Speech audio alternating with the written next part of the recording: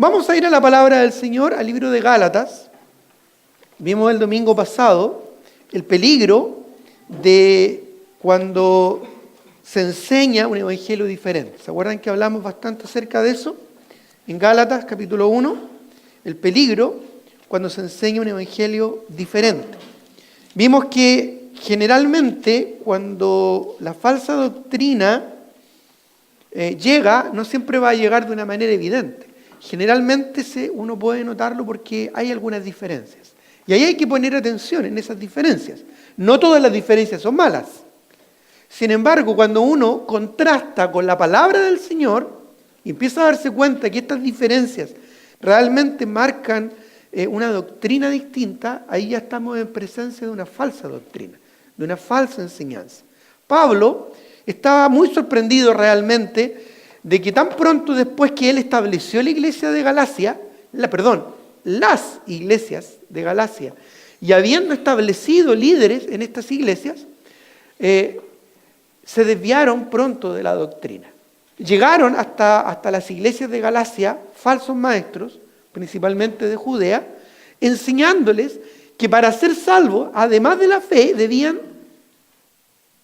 poner en práctica, cumplir y guardar los mandamientos que eran dados a la nación de Israel. Incluso les exigían que se circuncidaran.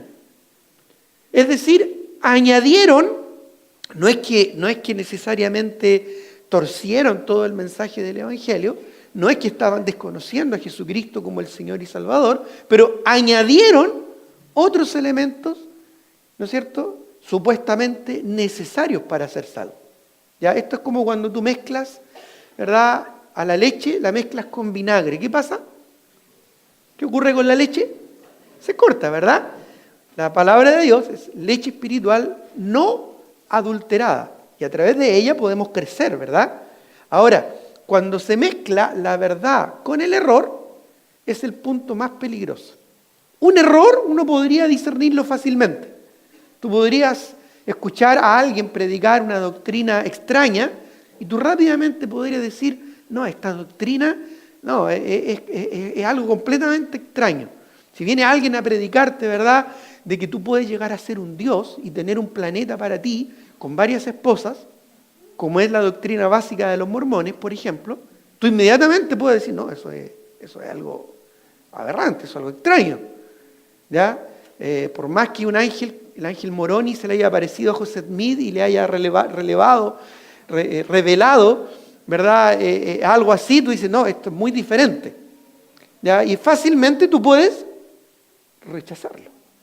Pero cuando la verdad es presentada, ya se enseña la verdad, pero esta verdad se la mezcla con otras cosas, resulta muy peligroso. ¿Por qué? Porque uno queda con la sensación de que algo de lo que están diciendo es cierto. Tú dices, bueno, entonces si esto es cierto y es verdad, y se habla de Cristo y se habla del Mesías, luego se le añade a algo, se le incluye algo, la verdad es que uno podría pensar, bueno, quizás es una pequeña diferencia, quizás no hace mucho cambio. Pero ahí es donde es muy importante que nosotros contrastemos con la palabra del Señor.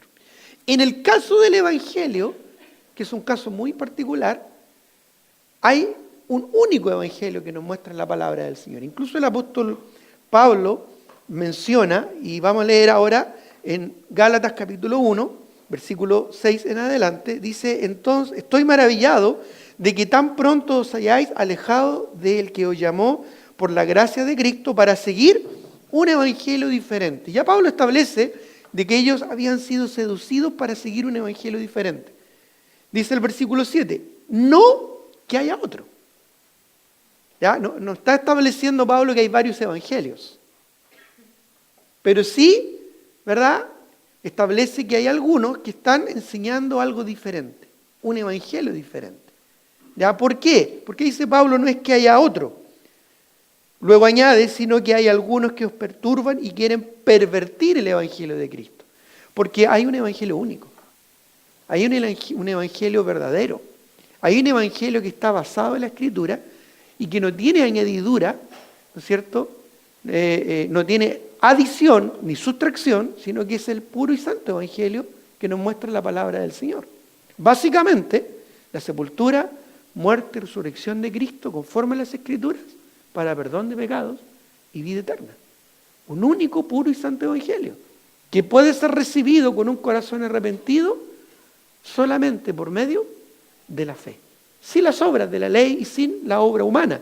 No por obras, como dice Pablo a los Efesios.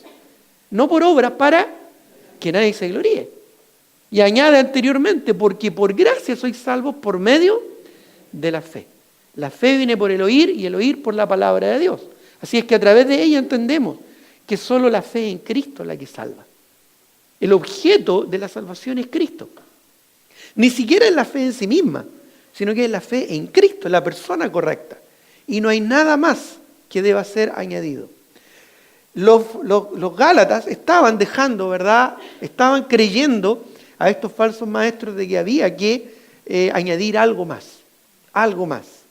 Es muy común hoy en día, ¿verdad?, escuchar a muchos predicadores, a muchas iglesias haciendo énfasis en que para vivir la vida cristiana, para ser más espiritual o para estar más comprometido, más cerca con el Señor, hay que añadir algo más. Se requiere algo más.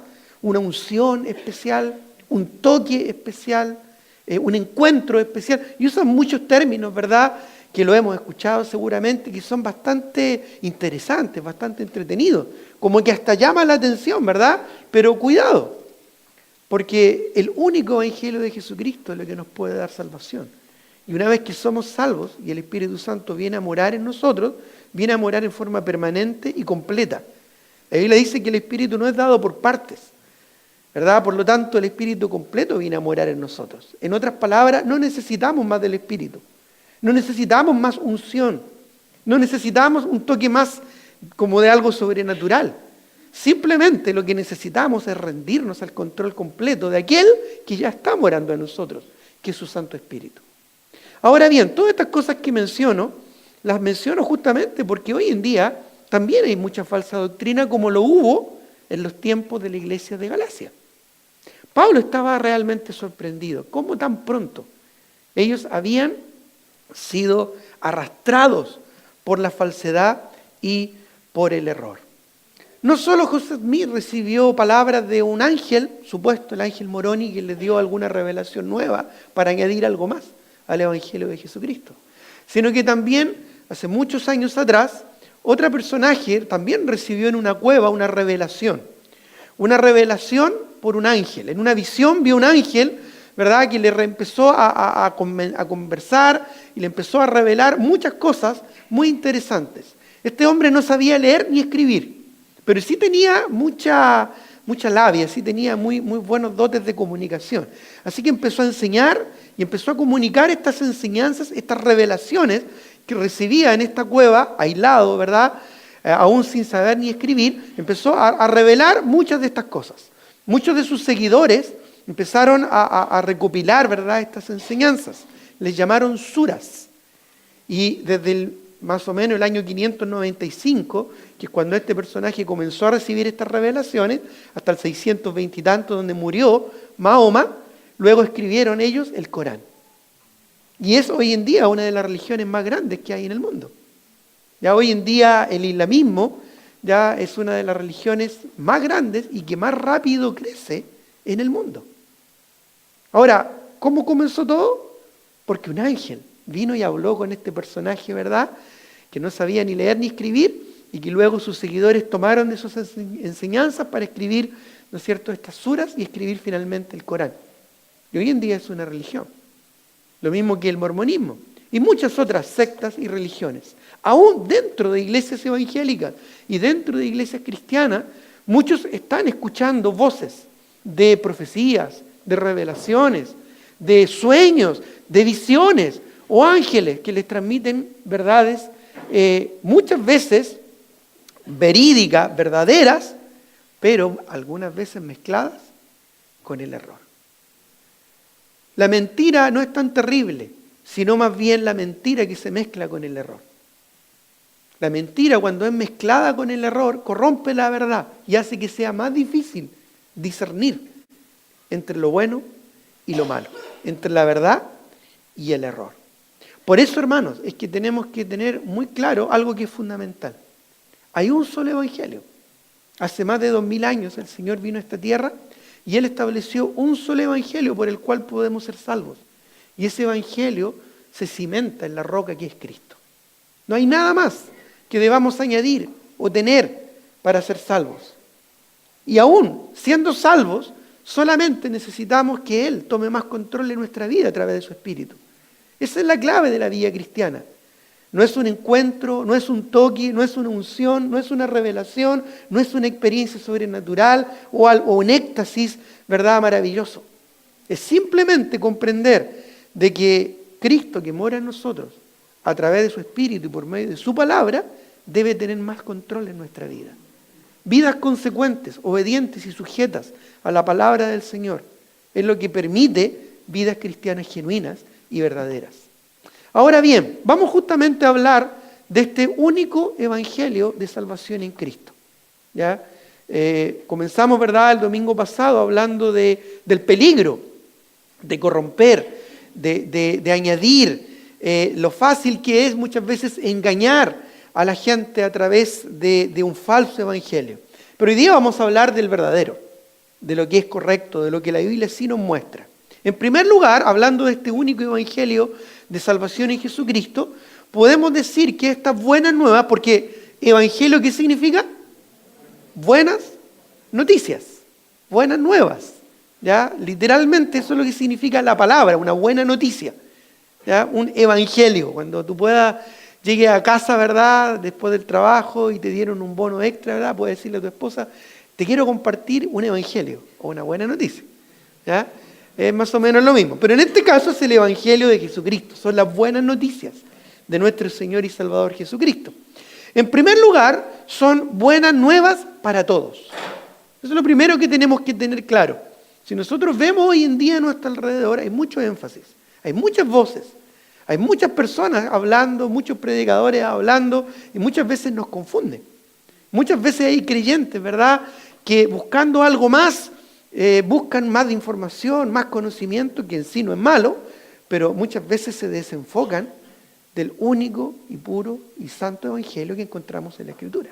Lo primero que podemos decir es que las buenas nuevas, el evangelio, es para todos. No para unos selectos, no para unos escogidos meramente, no solamente para algunos, ¿verdad?, privilegiados. No, el evangelio es para todos. Juan capítulo 3, versículo 16, seguro lo saben de memoria, y si no lo recordarán, ¿qué es lo que nos dice? Porque de tal manera amó Dios al mundo, a la humanidad, ¿verdad?, que ha dado a su Hijo unigénito. ¿Para qué? ¿Para que algunos que en Él crean? No. ¿Para que solo algunos que en Él puedan llegar a creer? No. Dice, para que todo aquel, ahora ese todo aquel en su contexto, inmediato, sin ir más allá, ese todo aquel, ¿a quién se refiere? Si el mismo texto dice que porque de tal manera amó Dios al mundo. Sabemos que en la Biblia la palabra mundo tiene 3 acepciones. Está el mundo espiritual, ya cuando la Biblia dice, ¿verdad?, que no os hagáis amigos del mundo, porque el que se hace amigo del mundo se constituye enemigo de Dios. Dice, no améis al mundo ni las cosas que están en el mundo. Ya, porque el que ama al mundo, el amor del Padre no está en él. Los deseos de los ojos, los deseos de la carne y la vanagloria de la vida se refieren al mundo espiritual. Ya, a este sistema mundial guiado por Satanás para alejar a las personas de Dios. También la palabra mundo puede referirse al globo terráqueo, a la tierra. Ya muchos dicen salvemos al mundo, pero se están refiriendo ¿a qué? A salvar a las ballenas, a los elefantes, ¿verdad?, el mundo de los animales, a no contaminar, a no usar bolsas plásticas y todo lo que sabemos, ¿verdad?, las complicaciones que hay ahora con las bolsas y todo eso. ¿Ya? Pero la idea es salvar al mundo. Pero eso se refiere al mundo natural. Pero en la Biblia también se habla del mundo étnico, de las personas, las distintas etnias de este planeta. Y ese mundo de las personas es el que Dios quiere salvar, a las personas, a los individuos. Y a ese mundo se refiere.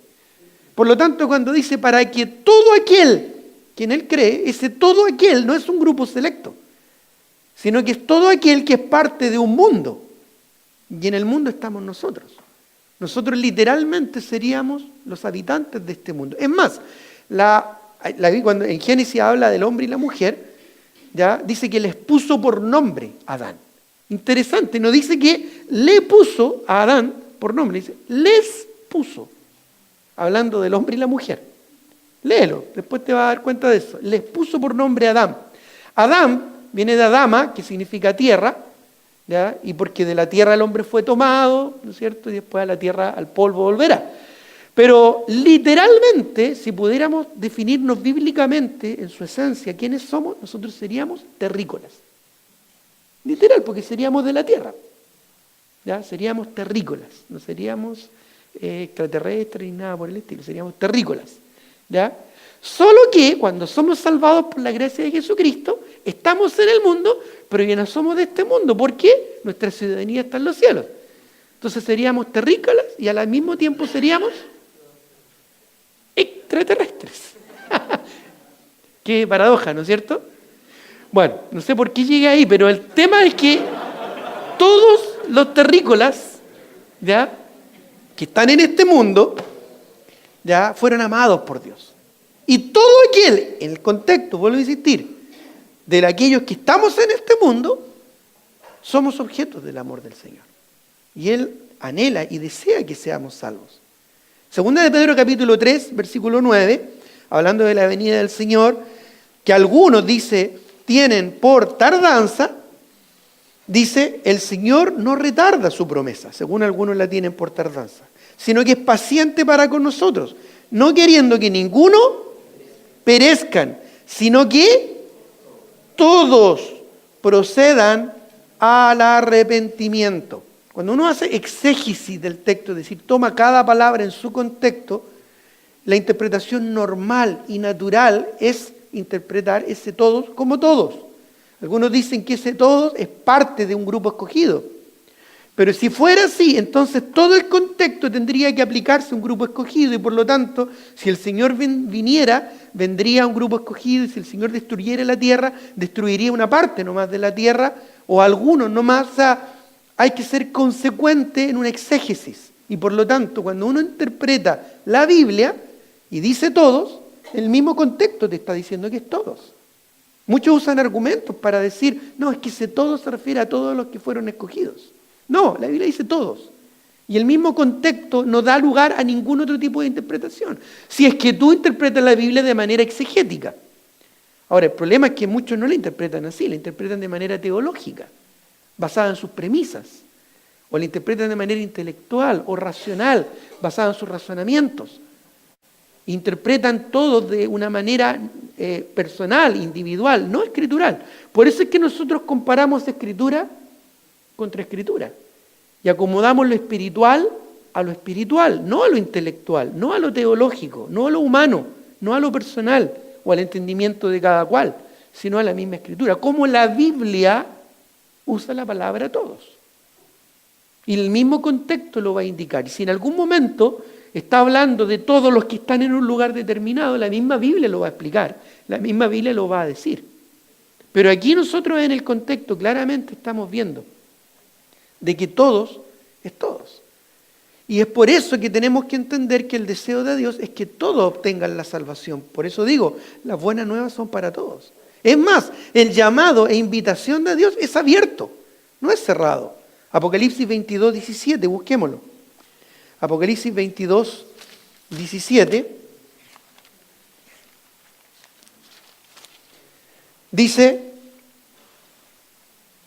y el Espíritu y la esposa dicen, interesante, porque, bueno, entendemos quién es el Espíritu, ¿verdad? El Espíritu Santo, que llama a la salvación y que es el que regenera al individuo. Pero ¿quién es la esposa? Bueno, sabemos por Efesios 5, comparando Escritura con Escritura, que la esposa es la iglesia, somos nosotros. Dice, y el Espíritu y la esposa dicen, ven. Y el que oye, diga, ven. Y el que tiene sed, venga. Y el que quiera, tome del agua de la vida gratuitamente. ¿Cómo voy a querer algo y después no poder obtenerlo si es que la invitación no es abierta? Dios quiere que todos sean salvos y procedan al arrepentimiento. Y el amor de Dios es para toda la humanidad, para el mundo étnico, ¿verdad? El cual quiere que todos sean salvos y obtengan vida eterna. Y para todo aquel que en Él cree, no se pierda, sino que tenga vida eterna. Por lo tanto, tenemos un evangelio de buenas nuevas para todos. Esas son buenas noticias. Esas son buenas nuevas. Si alguien viniera a anunciarte de que te ganaste un premio, ¿verdad? Por haber comprado un producto que ni te acuerdas dónde lo compraste, pero te ganaste un premio, ¿verdad? Especial, único, de 100 millones de pesos, exclusivos para aquellos, ¿verdad? Que compraron con la tarjeta Condorito. Tarjeta Condorito, yo no tengo esa tarjeta. Porque significa que siempre te dan descuentos espectaculares. Si es que tiene cierta tarjeta, si es que tiene cierta... Entonces, la tarjeta Condorito, ¿qué es esa tarjeta? Ay, yo me perdí el premio porque no tengo la tarjeta Condorito. Sería una buena noticia, ¿o no? Sería un fraude. Eso es lo que sería. Ya no es entonces para todos. Ya no es algo abierto a aquel que tenga acceso. La palabra de Dios nos muestra que el evangelio es para todos. Para todo aquel que en Él crea. Porque Dios no quiere que ninguno perezca, sino que todos procedan al arrepentimiento.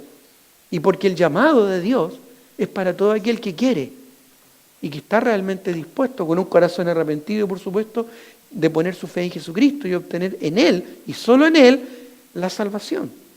Ahora, en segundo lugar, no solo es un evangelio de buenas nuevas para todos, sino que es un evangelio de buenas nuevas para salvación y vida eterna. Vida eterna. ¿Qué es lo que es eterno por definición? ¿Qué es algo eterno? ¿Es algo? Para siempre.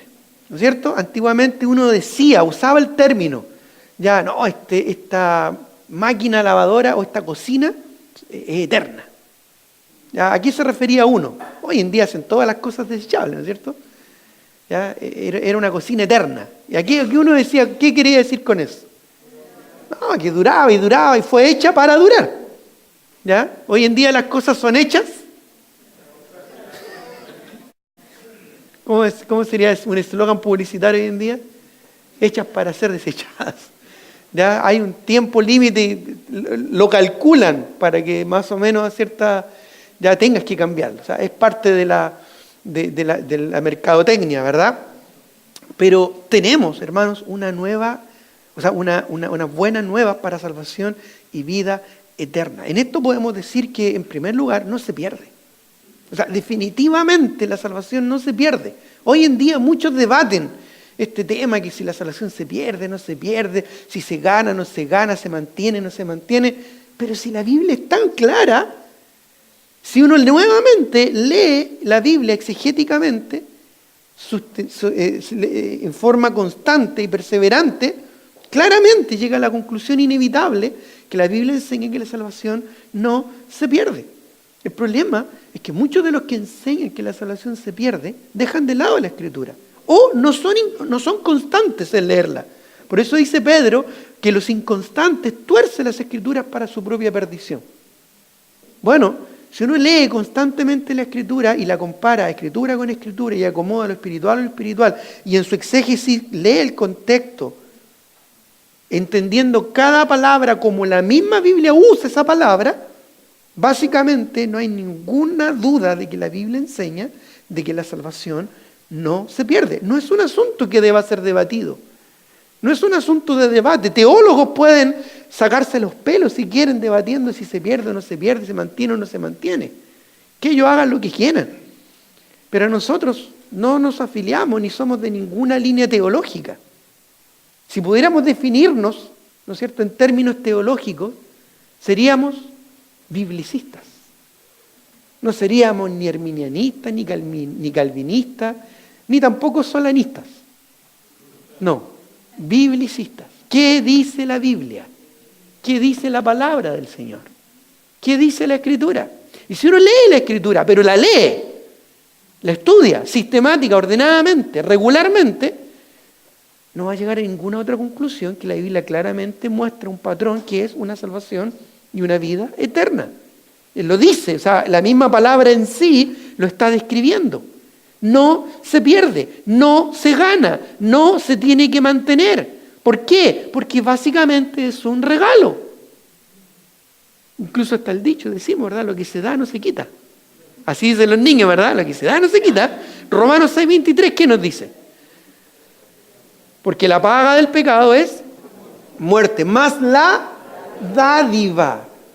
Regalo, más el regalo de Dios, ¿qué es lo que es? Vida eterna en Cristo Jesús, Señor nuestro. Por lo tanto, no es por obras. No es por obras. Efesios 2:8-9, ¿qué dice? Porque por gracia sois salvos por medio de la fe. Y esto no de vosotros, pues es don de Dios. No por obras.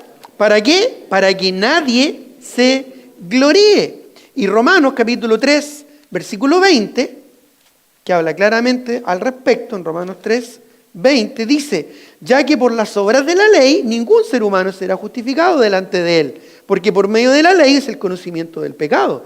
Pero ahora, aparte de la ley, se ha manifestado la justicia de Dios testificada por la ley y por los profetas. La justicia de Dios por medio de la fe en Jesucristo, para todos los que creen en Él. ¿Para quiénes?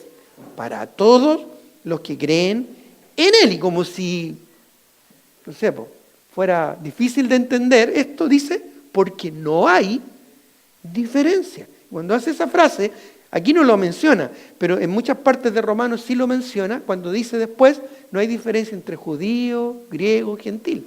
El mismo que es Señor de todos, es rico para con todos los que le invocan. Dice, por ejemplo, el capítulo 10. Pero mire lo que dice aquí: por cuanto todos pecaron.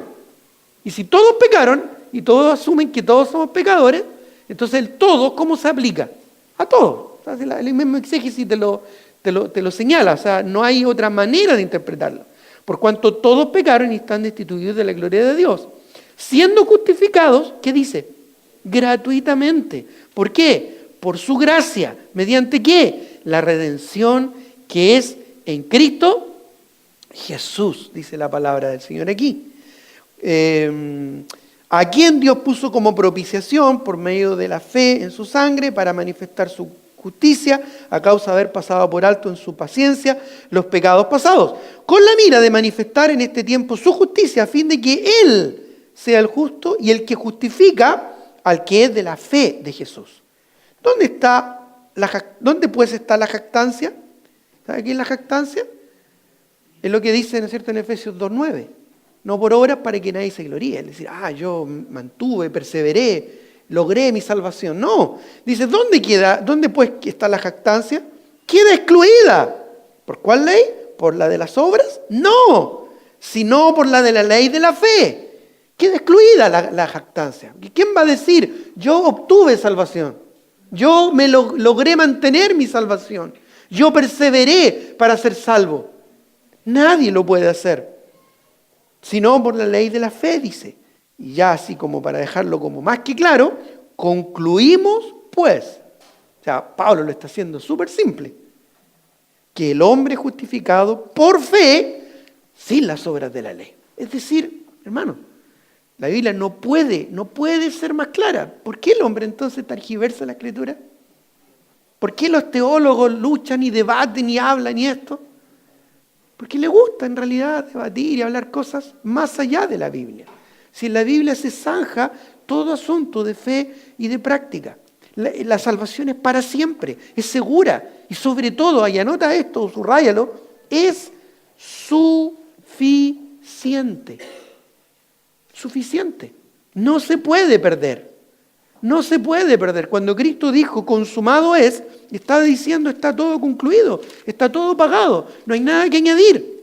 Cristo hizo todo el trabajo necesario para obtener salvación y nos la ofrece gratuitamente. Es una salvación eterna. Primera de Juan 5:11, por ejemplo, vamos a leer varias citas, si no alcanzas, después las puedes anotar y buscar en casa. Primera de Juan 5:11 dice, amados, si Dios nos ha amado así, debemos también, no me equivoqué, estoy en el 4, perdón, 1 Juan 5:11, ahora sí. Dice, y este es el testimonio que Dios nos ha dado, vida eterna, y esta vida está en su Hijo. El asunto es muy simple, el que tiene al Hijo de Dios, tiene la vida, y el que no tiene al Hijo de Dios, o sea, no tiene la vida, ¿ya? Estas cosas os he escrito a vosotros que creéis en el nombre del Hijo de Dios, ¿para qué? Para que sepáis que tenéis vida eterna y para que creáis en el nombre del Hijo de Dios. O sea, el Señor está claramente hablando de una salvación única y eterna. Y que o la tiene o no la tiene. Y es definitivo. Y si la tiene, podemos saber que la tenemos. ¿Cómo sería una salvación que yo sé que la tengo, pero después la pierdo o la puedo perder? ¿Sería una buena nueva? ¿Sería una buena noticia? Por lo menos para mí no lo sería, porque yo sé cuán débil soy. Y eso sería terrorífico para mí. Eso no traería nada de gozo, porque yo sé que si es que la salvación dependiera de mí, la perdería cada rato. Y probablemente a ti te pasaría lo mismo. No sé cómo muchos piensan que la salvación se puede perder. No sería una buena noticia. Sería una mala noticia. Porque nosotros no podríamos mantener ni sostener siquiera un día nuestra salvación, aunque lo quisiéramos. Es para siempre, segura, suficiente y no se puede perder porque es eterna. Mire lo que dice 1 de Juan, capítulo 2, versículo 25, uno de los textos del discipulado. Y esta es la promesa que Él nos hizo. ¿Cuál? La vida eterna. ¿Crees tú que Dios prometería algo pasajero? Esta es la promesa que Él nos hizo, la vida temporal. La vida mientras tú perseveras. La vida mientras tú puedes mantenerla. La vida mientras tú asistes a la iglesia. No, hermano, la vida es vida eterna y si la tenemos, la tenemos. Y es para siempre porque es una promesa de vida eterna. Juan capítulo 6, versículo 37. Evangelio de Juan, capítulo 6, el versículo 37, dice, todo lo que el Padre me da, vendrá a mí, y al que a mí viene, ¿qué dijo Cristo? Yo no le echo fuera. Él no te va a sacar de su familia. No te va a sacar de tu familia. ¿Y qué pasa si te portas mal? Porque la típica pregunta, ¿y qué pasa si me alejo? Bueno, como el Señor no te va a sacar de su familia, adivina qué te va a llegar. Porque el Señor al que ama, castiga y disciplina a todo aquel que ha recibido por hijo. Si fuiste recibido por hijo y te alejas, te va a llegar. Dicen, ¿verdad? Dios castiga, pero no a palos. Pero duele. Por eso, hermanos, es que si tú eres un hijo de Dios, mejor no te alejes. Porque si subieres a lo alto o a lo profundo del mar, como dijo el salmista, ¿dónde huiré de tu Santo Espíritu? Decía el rey David. ¿A dónde me esconderé de tu presencia? No hay lugar donde te puedas ir y esconder del Señor. Si Dios te salvó, eres hijo y eres hijo para siempre. Así que no hagas ni tal de alejarte. No hagas la estupidez de alejarte, porque si no, vas a sufrir las consecuencias. Porque Dios te va a buscar. Porque no puedes dejar de ser un hijo de Dios. Ahora, ¿qué dice Juan capítulo 10, versículo 27? Juan 10, 27. Dice, mis ovejas oyen mi voz y yo las conozco y me siguen. Y yo les doy vida eterna y no perecerán jamás. ¿Qué les da el Señor? Vida eterna. Y lo eterno cuando termina, ya dijimos que nunca. Y no perecerán jamás, dice, ni nadie las arrebatará de mi mano. ¿Dónde estamos entonces? En la mano de Cristo. Pero miren lo que dice el 29. Mi Padre que me las dio es mayor que todos y nadie las puede arrebatar de la mano de mi Padre. Y luego añade, yo y el Padre, uno somos. O sea, ya es imposible sacarnos de la mano de Cristo. Menos de la mano de Cristo y además de la mano de Dios. Y además ellos son uno. O sea, ¿quién nos puede sacar? Nadie, porque es segura. 1 de Corintios 1, 8.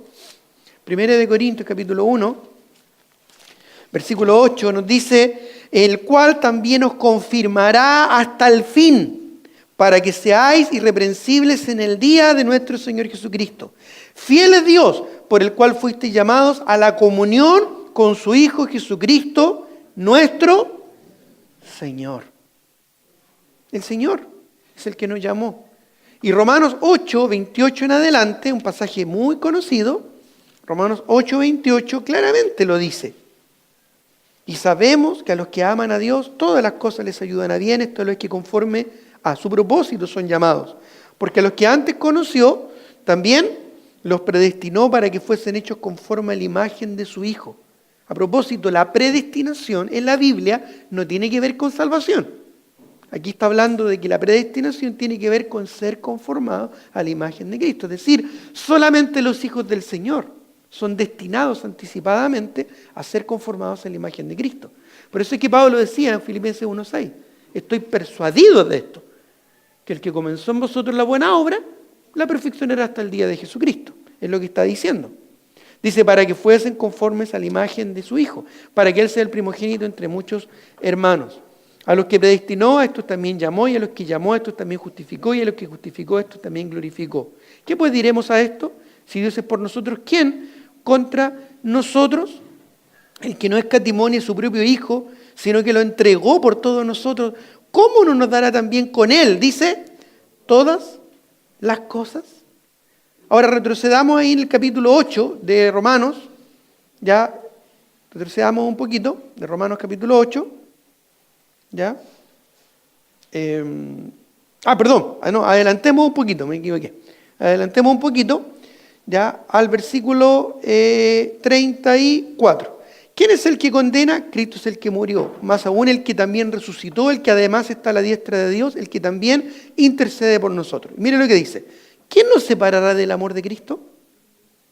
¿Tribulación, o angustia, o persecución, o hambre, o desnudez, o peligro, o espada? Como está escrito, por causa de ti somos muertos todo el tiempo, somos contados como ovejas de matadero. Antes en todas estas cosas, somos más que vencedores por medio de aquel que nos amó. Por lo cual estoy seguro, dice Pablo. No hay duda aquí. No hay ninguna duda. Estoy seguro de que ni la muerte, ni la vida, ni ángeles, ni principados, ni potestades, ni lo presente, ni lo porvenir, ni lo alto, ni lo profundo, ni ninguna otra cosa creada, entre paréntesis, ni siquiera yo mismo, ni siquiera tú mismo. Fuiste creado, ¿no? Tampoco. Dice, ninguna otra cosa creada nos podrá, definitivo, nos podrá separar del amor de Dios que es en Cristo Jesús, Señor nuestro. Por lo tanto, no depende de nosotros, sino de la fidelidad de Dios. Gálatas 3:19 lo confirma.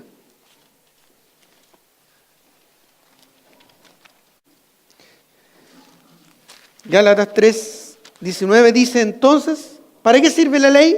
Fue añadida a causa de las transgresiones hasta que viniese la simiente, a quien fue hecha la promesa y fue ordenada por medio de ángeles en mano de un mediador. ¿No es la cita esa?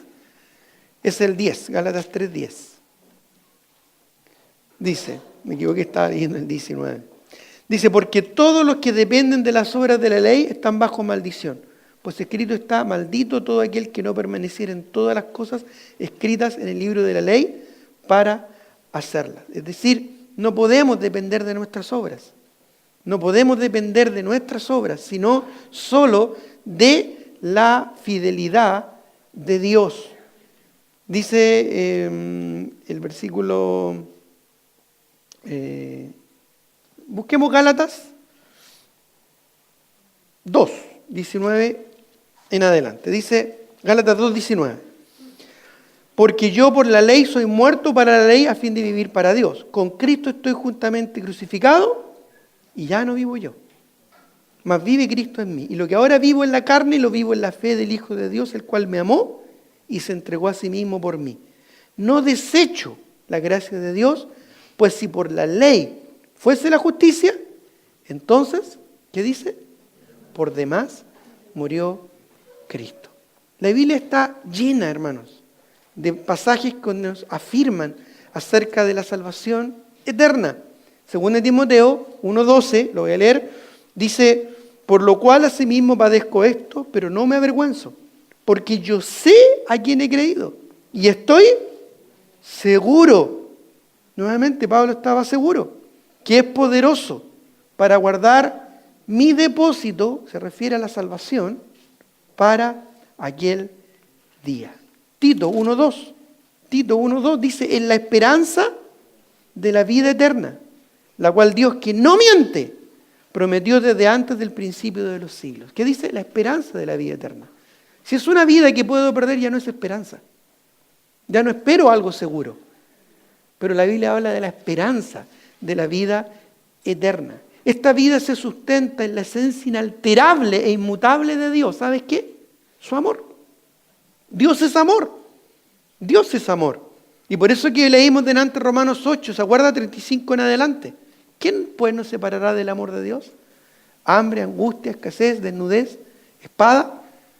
Nada nos podrá separar del amor de Dios, que es en Cristo Jesús, Señor nuestro. Esta seguridad se sustenta en su amor. Lo que hace que no pierdas la salvación. Lo que hace que la salvación no dependa de ti, sino de lo que hizo Cristo por ti. Es una sola cosa, el amor.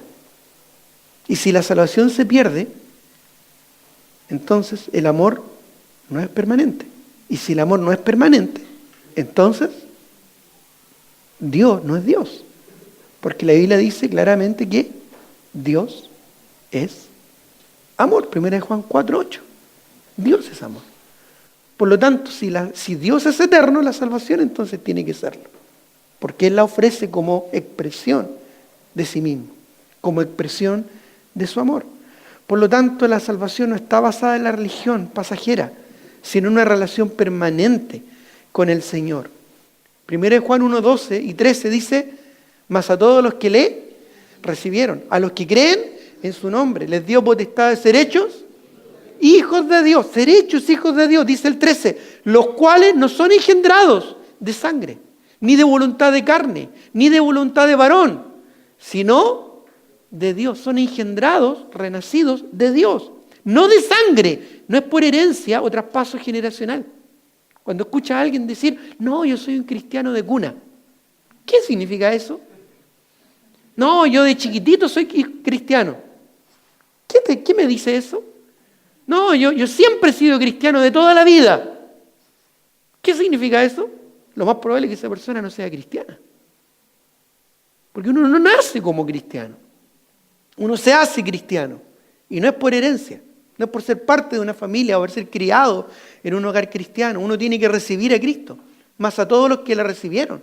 A los que creen en su nombre. No es por sangre, no es por carne. No es de voluntad de carne, esfuerzo o mérito personal o propio. No es porque tú te lo ganaste, o porque tú lo mantienes, o porque tú perseveras. Y no es de voluntad de varón. No hay otro intermediario o doctrina de hombre o religión humana que pueda mantenerte en el camino, sino es solo Cristo y su palabra. Porque la salvación es eterna, sino de Dios, dice. Somos renacidos de Dios. Es decir, ahora aquí hemos visto que el Evangelio de la palabra del Señor inmediatamente ya nos desmarca de dos grandes filosofías, porque no son en realidad teologías, son filosofías humanas que hay a nuestro alrededor. De que la salvación es para algunos escogidos nomás, o que la salvación se puede perder. Como dice el dicho, no somos de lo uno ni de lo otro, sino todo lo contrario. Somos de la palabra del Señor. La Biblia es clara, es muy clara y transparente. Un evangelio para todos y un evangelio de vida eterna. Finalmente vamos a decir que estas buenas nuevas, en tercer lugar, son buenas nuevas únicas. El mismo evangelio anunciado hace más de 2000 años. No se acomoda para agradar a los hombres. No se acomoda para que quede más bonito, para que encaje más bonito y nos haga más felices. No se adapta. No se adapta para agradar a la carne. Los celulares hoy en día tú los tienes que agarrar, estar actualizando las aplicaciones y todo. El evangelio no tienes que hacer eso. No te va a llegar nunca un mensaje, ¿verdad? Ahí detecto que te diga tienes que actualizar tu evangelio. ¿Ya? Y después sale un cartelito abajo que dice mejora errores de contenido y cosas así. No, nada de eso. ¿Ya?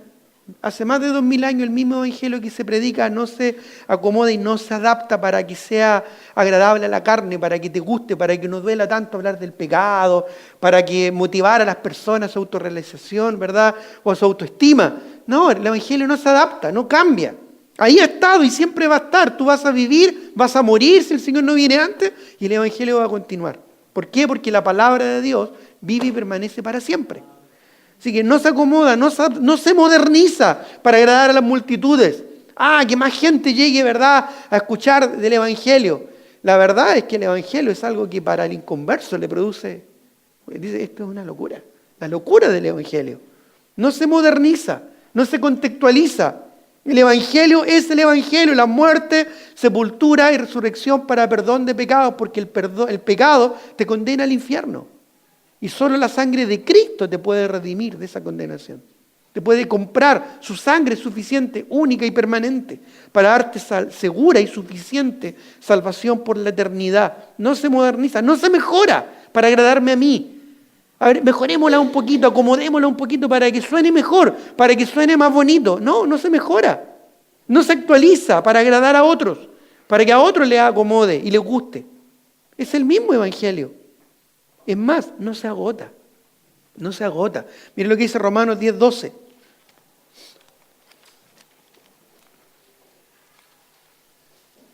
Y vamos a quedarnos ahí solamente en Romanos. Porque no hay diferencia entre judío y griego, pues el mismo que es Señor de todos es rico para con todos los que le invocan. Porque todo aquel que invocar el nombre del Señor será salvo. Si alguno invoca, irá a decir el Señor, uy, se me acabó salvación. Oh, justo me quedé corto. No, es rico para con todos los que le invocan. No se agota. No se agota. No hay un cupo limitado. No se diluye. No se diluye en su contenido. Romanos 10:8, estamos ahí mismo, dice que si confesares con tu boca que Jesús es el Señor y creyeres en tu corazón que Dios le levantó de los muertos, serás salvo. Porque con el corazón se cree para justicia, pero con la boca se confiesa para salvación. Por la Escritura dice, todo aquel que en él creyere no será avergonzado, porque no hay diferencia entre judío y griego, pues el mismo que es Señor de todos es rico para con todos los que le invocan. Porque todo aquel que invocar el nombre del Señor será salvo. Todo aquel, dice, que invocar el nombre del Señor será salvo. No se diluye el Evangelio. Es el mismo Evangelio para todos. 1 Corintios 15, no lo busquen, habla de cuando Pablo predicó el Evangelio a los de Corinto y les dijo, este es el Evangelio que ha recibido, en el cual también perseveráis. Que Cristo murió por nuestros pecados conforme a las Escrituras. Y que fue sepultado y que resucitó al tercer día conforme a las Escrituras. Este es el Evangelio que os ha anunciado. 1 Corintios 15. La muerte, sepultura y resurrección de Cristo para perdón de pecados. No se agota, no se diluye y sobre todo, aquí vamos a terminar, busquen Romanos 1:16. Sobre todo, no disminuye en su poder. Este mismo Evangelio que ha salvado miles de vidas a lo largo de la historia, que ha cambiado vidas a lo largo de toda la humanidad, puede también cambiar tu vida. Puede hacer que tu vida sea diferente y distinta. Solo te entregas a Él. Puede que tu vida cambie radicalmente, del cielo a la tierra. ¿Sabes por qué? Porque es un poder que no se agota. Es mejor que la batería de litio más moderna que exista. Porque es una energía permanente, inagotable.